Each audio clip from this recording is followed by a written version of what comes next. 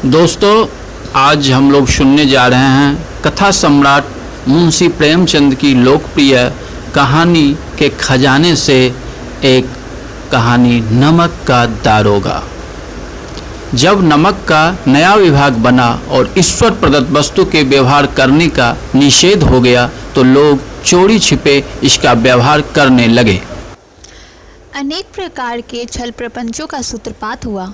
कोई घूस से काम निकालता था, कोई चालाकी से। अधिकारियों के पौ 12 थे। पटवारीगिरी का सर्वसम्मानित पद छोड़कर लोग इस विभाग की बरकंदाजी करते थे। इसके दारोगा पद के लिए तो वकीलों का भी जी ललचाता था। यह वह समय था जब अंग्रेजी शिक्षा और ईसाई मत को लोग एक ही वस्तु समझते थे। फारसी का प्रालब्य था। प्रेम की कथाएं और श्रृंगार रस के काव्य पढ़कर फारसिंदा लोग सर्वोच्च पदों पर नियुक्त हो जाया करते थे। बंसीधर भी जुलेखा की विरह कथा समाप्त करके मजनू और फरहाद के प्रेम वृत्तांत को नल और नील की लड़ाई और अमेरिका के आविष्कार से अधिक महत्व की बातें समझते और रोजगार की खोज में निकलते। उनके पिता एक अनुभवी पुरुष थे। समझाने लगे, बेटा, घर की दुर्दशा देख रहे हो, ऋण के बोझ से दबे हुए हैं। लड़कियां हैं, वह घास फूस की तरह बढ़ती चली जाती हैं। मैं कगार पर का वृक्ष हो रहा हूँ, ना मालूम कब गिर पड़ूँ। अब तुम ही घर के मालिक मुख्तार हो। नौकरी में ओहदे की ओर ध्यान मत देना, यह तो पीर का मजार है। निगाह चढ़ावे और चादर पर रखनी चाहिए। ऐसा काम ढूंढना जहाँ कुछ ऊपरी आय हो। मासिक वेतन तो पूर्णमासी का चांद है जो एक दिन दिखाई देता है और घटते घटते लुप्त हो जाता है। ऊपरी आय बहता हुआ स्रोत है जिससे सदैव प्यास बुझती है। वेतन मनुष्य देता है, इसी से उसमें वृद्धि नहीं होती। ऊपरी आमदनी ईश्वर देता है, इसी से उसकी बरकत होती है। तुम स्वयं बुद्धिमान हो, तुम्हें क्या समझाऊं? इस विषय में विवेक की बड़ी आवश्यकता है। मनुष्य को देखो, उसकी आवश्यकताओं को देखो और अवसर को भी देखो। उसके उपरांत जो उचित समझो उसको करो। गरज वाले आदमी के साथ कठोरता करने में लाभ ही लाभ है, लेकिन बेगरज को दांव पर पाना जरा कठिन है। इन बातों को निगाह में बांध लो, यह मेरी जन्म भर की कमाई है। इस उपदेश के बाद पिताजी ने आशीर्वाद दिया। वंशीधर आकारी पुत्र थे। ये बातें ध्यान से सुनी और तब घर से चल खड़े हुए। इस विस्तृत संसार में उनके लिए धैर्य, अपना मित्र, बुद्धि, अपनी पथ प्रदर्शक और आत्मावलंबन ही अपना सहायक था। लेकिन अच्छे सकून से चले थे, जाते ही जाते नमक विभाग के दरोगा पद पर प्रतिष्ठित हो गए। वेतन अच्छा और ऊपरी आय का तो ठिकाना ही न था। वृद्ध मुंशी जी को सुख संवाद मिला तो फूले न समाये। महाजन कुछ नरम पड़े। कलावर की आशालता लहलहाई। पड़ोसियों के हृदय में सूल उठने लगे। जाड़े के दिन थे और रात का समय। नमक के सिपाही चौकीदार नशे में मस्त थे। मुंशी वंशीधर को यहाँ आए अभी 6 महीने से अधिक न हुए थे, लेकिन इस थोड़े से समय में उन्होंने अपने कार्य कुशलता और उत्तम आचार से अफसरों को मोहित कर लिया था। अफसर लोग उन पर बहुत विश्वास करने लगे। नमक के दफ्तर से 1 मील पूर्व की ओर जमुना बहती थी। उस पर नावों का एक पुल बना हुआ था। दारोगा जी किवाड़ बंद किए मीठी नींद में सो रहे थे। अचानक आंख खुली तो नदी के प्रवाह की जगह गाड़ियों की गड़गड़ाहट तथा मल्लाहों का कोलाहल सुनाई दिया। उठ बैठे। इतनी रात गए, गाड़ियां क्यों नदी पार जाती हैं? अवश्य कुछ न कुछ गोलमाल है। तर्क ने भर्म को पुष्ट किया। वर्दी पहनी, तमंचा जेब में रखा और बात की बात में घोड़त बढ़ाए हुए पुल पर आ पहुँचे।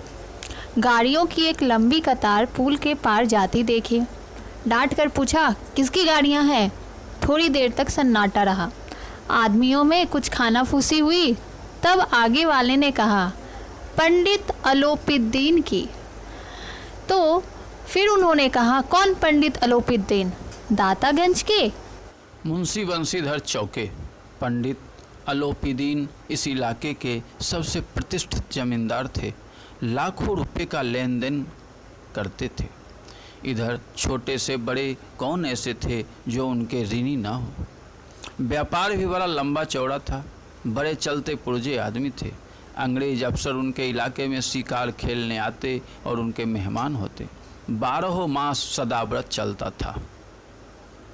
मुंशी जी ने पूछा, गाड़ियाँ कहाँ जाएंगी? उत्तर मिला, कानपुर। लेकिन इस प्रश्न पर कि इनमें क्या है, सन्नाटा छा गया। दारोगा साहब का संदेह और भी बढ़ गया। कुछ देर तक उत्तर की बाट देखकर वो जोर से बोलो, क्या गूंगे हो गए हो? हम पूछते हैं इसमें क्या लदा है? इस बार भी कोई उत्तर न मिला। उन्होंने घोड़े को एक गाड़ी से मिलाकर बोरे में टटोला। भ्रम दूर हो गया। यह नमक के ढेले थे। पंडित अलोपीदीन अपने सजीले रथ पर सवार कुछ सोते कुछ जागते चले जाते थे। अचानक कई गाड़ी वाहनों ने घबराए हुए आकर जगाया और बोले, महाराज, दारोगा ने गाड़ियां रोक दी है और घाट पर खड़े आपको बुलाते हैं। पंडित अलोपीदीन का लक्ष्मी जी पर अखंड विश्वास था। वह करते थे कि संसार का तो कहना ही क्या, स्वर्ग में भी लक्ष्मी का ही राज्य है। उनका यह कहना यथार्थ ही था। न्याय और नीति सब लक्ष्मी के ही तो खिलौने हैं। इन्हें वह जैसे चाहती है नचाती हैं। लेटे ही लेटे गर्व से बोलो, चलो हम आते हैं। यह कहकर पंडित जी ने बड़ी निश्चिंता से पान के बीड़े लगाकर खाए। फिर लिहाफ ओढ़े हुए दरोगा के पास आकर बोले, बाबूजी आशीर्वाद, कहिए हमसे ऐसा कौन सा अपराध हुआ कि गाड़ियां रोक दी गई? हम ब्राह्मणों पर तो आपकी कृपा दृष्टि रहनी चाहिए। बंसीधर रुखाई से बोले, सरकारी हुक्म। पंडित अलोपीदीन ने हंसकर कहा, हम सरकारी हुक्म को नहीं जानते और न सरकार को। हमारे सरकार तो आप ही हैं। हमारा और आपका तो घर का मामला है। हम कभी आपसे बाहर हो सकते हैं क्या? आपने व्यर्थ का कष्ट उठाया। यह हो नहीं सकता कि इधर से जाएं और इस घाट के देवता को भेंट न चढ़ावें। मैं तो आपकी सेवा में स्वयं ही आ रहा था। वंशीधर पर ऐश्वर्य की मोहिनी वंशी का कुछ प्रभाव पड़ा। ईमानदारी की नई उमंग थी। कड़क कर बोले, हम उन नमक हरामों में से नहीं हैं जो कौड़ियों पर अपना ईमान बेचते फिरते हैं। आप इस समय हिरासत में हैं। आपका कायदे के अनुसार चालान होगा। बस मुझे अधिक बातों की फुर्सत नहीं। जमादार बदलू सिंह, तुम इन्हें हिरासत में ले लो, मैं तुम्हें हुक्म देता हूँ। पंडित अलोपीदीन स्तंभित हो गए।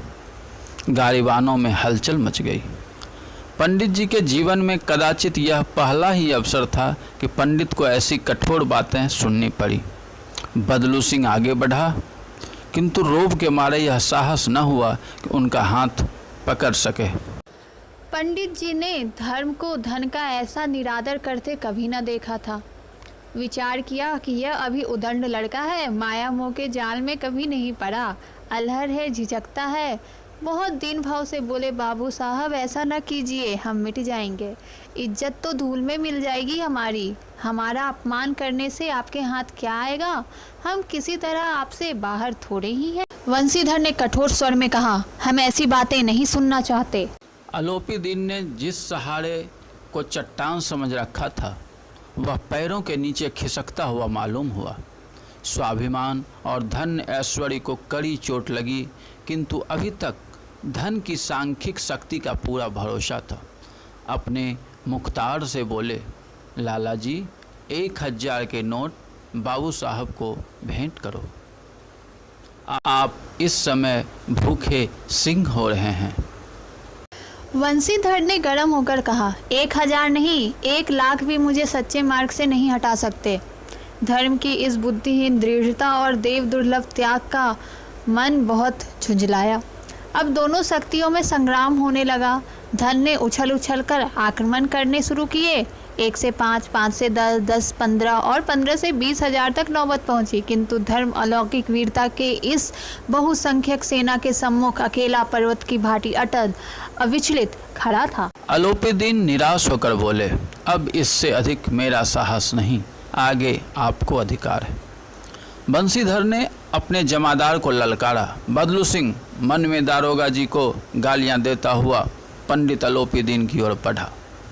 पंडित जी घबराकर 2-3 कदम पीछे हट गए। अत्यंत दीनता से बोले, बाबू साहब, ईश्वर के लिए मुझ पर दया कीजिए, मैं 25,000 पर निपटारा करने को तैयार। असंभव बात है। 30,000 पर किसी तरह भी संभव नहीं। क्या 40,000 पर भी नहीं? 40,000 नहीं, 40 लाख पर भी असंभव है। बदलू सिंह, इस आदमी को अभी हिरासत में ले लो। अब मैं एक शब्द भी नहीं सुनना चाहता। धर्म ने धन को पैरों तले कुचल डाला। अलोपीदीन ने एक हिष्ट-पुष्ट मनुष्य को हथकड़ियों लिए अपनी तरफ आते देखा। चारों ओर निराश और कातर दृष्टि से देखने लगे। इसके बाद तो मूर्छित होकर ही गिर पड़े। दुनिया सोती थी पर दुनिया की जीभ जागती थी। सवेरे देखिए तो बालक वृद्ध सब के मुंह से यही बात सुनाई देती थी। जिसे देखिए वही पंडित जी के इस व्यवहार पर टीका टिप्पणी कर रहा था। निंदा की बौछारें हो रही थी। मानो संसार से अब पापी का पाप कट गया। पानी को दूध के नाम से बेचने वाला ग्वाला, कल्पित रोजनामचे भरने वाले अधिकारी वर्ग, रेल में बिना टिकट सफर करने वाले बाबू लोग, जाली दस्तावेज बनाने वाले सेठ और साहूकार, यह सब के सब देवताओं की भांति गर्दनें चला रहे थे। जब दूसरे दिन पंडित अलोपीदीन अभियुक्त होकर कांस्टेबलों के साथ हाथों में हथकड़ियाँ, हृदय में ग्लानि और क्षोभ भरे लज्जा से गर्दन झुकाए अदालत की तरफ चले तो सारे शहर में हलचल मच गई। मेलों में कदाचित आँखें इतनी व्यग्र न होती होंगी। भीड़ के मारे छत और दीवार में कोई भेद न रहा। किंतु अदालत में पहुंचने की देर थी। पंडित अलोपीदीन इस अगाध वन के सिंह थे। अधिकारी वर्ग उनके भक्त, अमले उनके सेवक, वकील मुख्तार उनके आज्ञा पालक और अर्दरी, चपरासी तथा चौकीदार तो उनके बिना मोल के गुलाम थे। उन्हें देखते ही लोग चारों तरफ से दौड़े। सभी लोग विस्मित हो रहे थे। इसीलिए नहीं कि अलोपीदीन ने क्यों यह कर्म किया, बल्कि इसलिए कि वह कानून के पंजे में कैसे आए। ऐसा मनुष्य जिसके पास असाध्य साधन करने वाला धन और अनन्य वाचालता हो, वह क्यों कानून के पंजे में आए। प्रत्येक मनुष्य उनसे सहानुभूति प्रकट करता था। बड़ी तत्परता से इस आक्रमण को रोकने के निमित्त वकीलों की एक सेना तैयार की गई। न्याय के मैदान में धर्म और धन में युद्ध ठन गया। बंशीधर चुपचाप खड़े थे। उनके पास सत्य के सिवा न कोई बल था, न स्पष्ट भाषण के अतिरिक्त कोई शस्त्र। गवाह थे किंतु लोभ से डवाडोल। गवाह थे किंतु लोभ से डवाडोल। यहाँ तक कि मुंशी जी को न्याय भी अपनी ओर से कुछ खींचा हुआ दिखाई पड़ता था। वह न्याय का दरबार था, परंतु उसके कर्मचारी पर पक्षपात का नशा छाया हुआ था।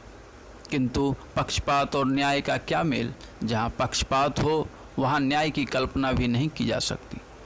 मुकदमा शीघ्र ही समाप्त हो गया। डिप्टी मजिस्ट्रेट ने अपनी तवजीज में लिखा, पंडित अलोपीदीन के विरुद्ध दिए गए प्रमाण निर्मूल और भ्रमात्मक हैं। वह एक बड़े आदमी हैं। यह बात कल्पना के बाहर है कि उन्होंने थोड़े लाभ के लिए ऐसा दुस्साहस किया हो। यद्यपि नमक के दारोगा मुंशी बंशीधर का अधिक दोष नहीं, लेकिन यह बड़े खेद की बात है कि उसकी उद्दंडता और विचारहीनता के कारण एक भले मानुष को कष्ट झेलना पड़ा। हम सन्न हैं कि वह अपने काम से सजग और सचेत रहता है, किंतु नमक के मुकदमे की बढ़ी हुई नमक हलाली ने उसके विवेक और बुद्धि को भ्रष्ट कर दिया है। भविष्य में उसे होशियार रहना चाहिए। वकीलों ने यह फैसला सुना और उछल पड़े। पंडित अलोपीदीन मुस्कुराते हुए बाहर निकले। स्वजन बांधवों ने रुपयों की लूट की। उदारता का सागर उमड़ पड़ा। उसकी लहरों ने अदालत की नींव तक हिला दी। जब वंशीधर बाहर निकले तो चारों ओर से उनके ऊपर व्यंग्यवाणों की वर्षा होने लगी। चपरासियों ने झुक कर सलाम किए, किंतु उस समय एक एक कटुवा के एक एक संकेत उनके गर्व अग्नि को प्रज्वलित कर रहा था। कदाचित इस मुकदमे में सफल होकर वह इस तरह करते हुए ना चलते। आज उन्हें संसार का खेदजनक विचित्र अनुभव हुआ। न्याय और विद्वत्ता, लंबी चौड़ी उपाधियां, बड़ी बड़ी दाढ़ियां और ढीले चोंगे एक भी सच्चे आदर के पात्र नहीं। बंसीधर ने धन से बैर मोल ले लिया था। उसका मूल्य चुकाना अनिवार्य था। कठिनता से 1 सप्ताह बीता होगा कि मुअत्तली का परवाना आ पहुंचा। कार्यपरायणता का दंड मिला। बेचारे भग्न हृदय, शोक और खेद से व्यथित घर को चले। बूढ़े मुंशी जी तो पहले ही से कूड़ा बूढ़ा रहे थे कि चलते चलते इस लड़के को समझाया था, लेकिन इसने एक न सुनी। सब मनमानी करता है। हम तो कलवार और कसाई के तगादे से हैं। बुढ़ापे में भगत बनकर बैठे और वहाँ बस वही सूखी तनख्वाह। हमने भी तो नौकरी की है और कोई ओहदेदार नहीं थे, लेकिन काम किया, दिल खोल कर किया और आप ईमानदार बनने चले हैं। घर में चाहे अंधेरा हो, मस्जिद में अवश्य दिया जलाएंगे। खेद है ऐसी समझ पर पढ़ना लिखना सब अकारथ गया। इसके थोड़े ही दिनों बाद जब मुंशी बंसीधर इस दुरावस्था में घर पहुँचे और बूढ़े पिताजी ने समाचार सुना तो सिर पीट लिया। बोले, जी चाहता है कि तुम्हारा और अपना सिर फोड़ लूं। बहुत देर तक पछता कर हाथ मलते रहे। क्रोध में कुछ कठोर बातें भी कही और यदि वंशीधर वहां से टल न जाते तो अवश्य ही यह क्रोध विकट रूप धारण कर लेता। वृद्धा माता को भी दुख हुआ। जगन्नाथ और रामेश्वरम यात्रा की कामनाएं मिट्टी में तो मिल ही गई थी। पत्नी ने तो कई दिन तक सीधे मुँह से बात नहीं की। इसी प्रकार 1 सप्ताह बीत गया। संध्या का समय था। बूढ़े मुंशी जी बैठे राम नाम की माला जप रहे थे। इसी समय उनके द्वार पर सजा हुआ रथ आकर रुका। हरे और गुलाबी पर्दे, पहचाइए बैलों की जोड़ी, उनकी गर्दनों में नीले धागे, सींगे पीतल से जरी हुई, कई नौकर लाठियां कंधों पर साधे थे। मुंशी जी अगवानी को दौड़े।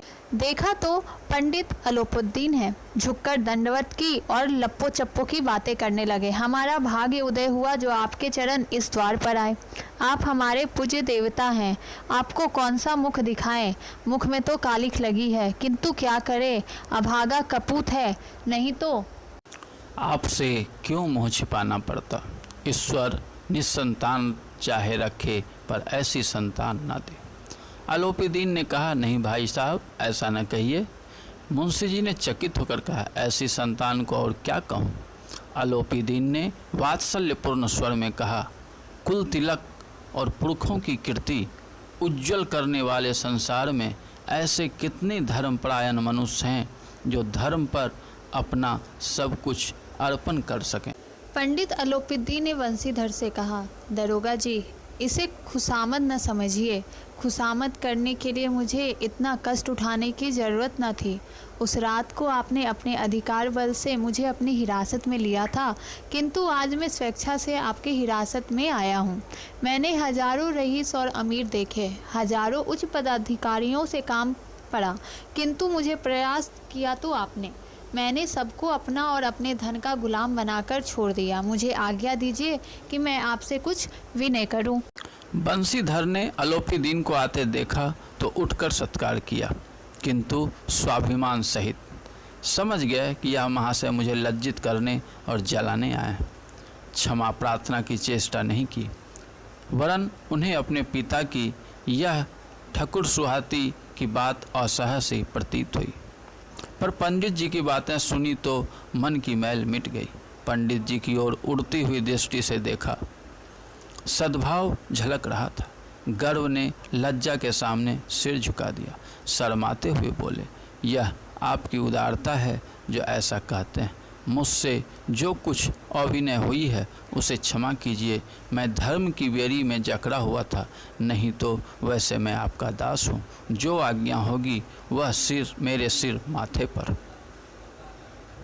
अलोपीदीन ने विनीत भाव से कहा, नदी तट पर आपने मेरी प्रार्थना नहीं स्वीकार की थी, किंतु आज स्वीकार करनी पड़ेगी। वंशीधर बोले, मैं किस योग्य हूँ, किंतु जो कुछ सेवा मुझसे हो सकती है उसमें त्रुटि न होगी। अलोपीदीन ने एक स्टाम्प लगा हुआ पत्र निकाला और उसे वंशीधर के सामने रखकर बोले, इस पद को स्वीकार कीजिए और अपने हस्ताक्षर कर दीजिए। मैं ब्राह्मण हूँ, जब तक यह सवाल पूरा न कीजिएगा द्वार से ना हटूंगा। मुंशी वंशीधर ने उस कागज को पढ़ा तो कृतज्ञता से आंखों में आंसू भर आए।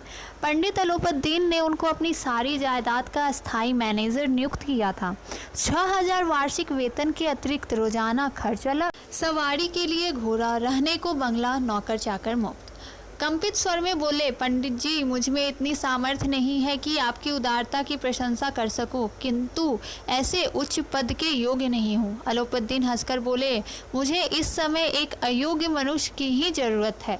बंशीधर ने गंभीर भाव से कहा, यों मैं आपका दास हूँ। आप जैसे कीर्तिमान सज्जन पुरुष की सेवा करना मेरे लिए सौभाग्य की बात है, किंतु मुझ में न विद्या है, न बुद्धि है, न वह स्वभाव जो इन त्रुटियों की पूर्ति कर देता है। ऐसे महान कार्य के लिए एक बड़े सर्वज्ञ अनुभवी मनुष्य की जरूरत है। अलोपीदीन ने कमलदान से कलम निकाली और उसे वंशीधर के हाथ में देकर बोले, ना मुझे विद्वता की चाह है, न अनुभव की, न मर्मकता की, न कार्य कुशलता की। इन गुणों के महत्व का परिचय खूब पा चुका हूँ। अब सौभाग्य और सुअवसर ने मुझे वह मोती दे दिया है जिसके सामने योग्यता और विद्वता की चमक फीकी पड़ जाती है। यह कलम ले लीजिए, अधिक सोच विचार न कीजिए, दस्तखत कर दीजिए। परमात्मा से यही प्रार्थना है कि वह आपको सदैव वही नदी के किनारे वाला बेमुरौवत, उद्दंड, कठोर परंतु धर्मनिष्ठ दरोगा बनाए रखे। बंशीधर की आंखें डबडबा आई। हृदय के संकुचित पात्र में इतना एहसान न समा सका। एक बार फिर पंडित जी की ओर भक्ति और श्रद्धा की दृष्टि से देखा और कांपते हुए हाथ से मैनेजरी पर हस्ताक्षर कर दिए। अलोपीदीन ने प्रफुल्लित होकर उन्हें गले लगा लिया। आप सुन रहे थे मुंशी प्रेमचंद की कथा नमक का दारोगा और आवाज़ थी एस कुमार एंड स्मृति। धन्यवाद।